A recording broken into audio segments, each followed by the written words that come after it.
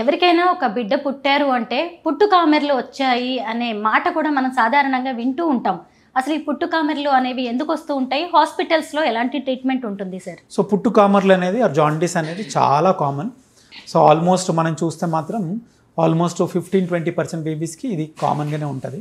అందులో premature babies కానీ, తల్లికి డయాబెటీస్ ఉంటే కానీ, అంటే లేట్ జెస్టేషన్ అంటే 35-36 వీక్స్లో పుడితే ఆల్మోస్ట్ 50% పిల్లలకి జాండీస్ ఉండే ఛాన్స్ ఉంటుంది. సో జాండీస్ అనేది చాలా కామనే, కానీ అంతమంది జాండీస్కి మనకు ట్రీట్మెంట్ చేయాల్సిన అవసరం లేదు.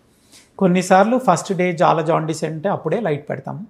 చాలాసార్లు థర్డ్ డే తర్వాతనే జాండీస్ ఎక్కువ ఉంటే లైట్ పెట్టాల్సిన అవసరం వస్తుంది. లైట్ అంటే ఫోటోథెరపీ లైట్ అంటాం. ఇవి బ్లూ లైట్ కింద పెట్టాలి.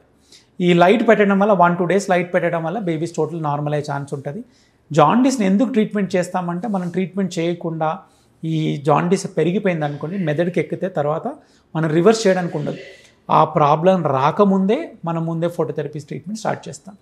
సో అలాంటప్పుడు కొంతమంది ఏమనుకుంటారంటే, ఈ జాండీసే కదా, చిన్న ప్రాబ్లమే, మనం ఇంట్లో చూసుకుందాము, ఎండలు పెడదాము, ఎండలు పెట్టి తగ్గించుకుందామని అనుకుంటారు.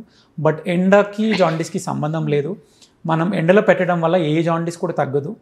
సో మనకి హోమియోపతి డోస్ అంటాం, మనకు కావాల్సింది ఇంత, మనం ఇస్తుంది ఇంత. సో అట్లాంటప్పుడు అది పనిచేయదు, అనవసరంగా పెంచుకోవడమే. జాండీస్ రియల్గా ఉంటే మాత్రం ఫోటోథెరపీ లైట్ వేయించుకోవాలి. ఎండలు పెట్టడం వల్ల ఒకటి బేబీస్కి చలి, లేకపోతే ఎండ, డీహైడ్రేషన్ కావడం, అండ్ జాండీస్ అయితే పనిచేయదు. సో ఎలాగో ఏ జాండీస్ అయితే లైట్ అవసరమో అది జాండీస్ లైట్ ట్రీట్మెంట్ హాస్పిటల్లో చేసుకోవడమే కంఫర్టబుల్ అండ్ సేఫ్, గుడ్.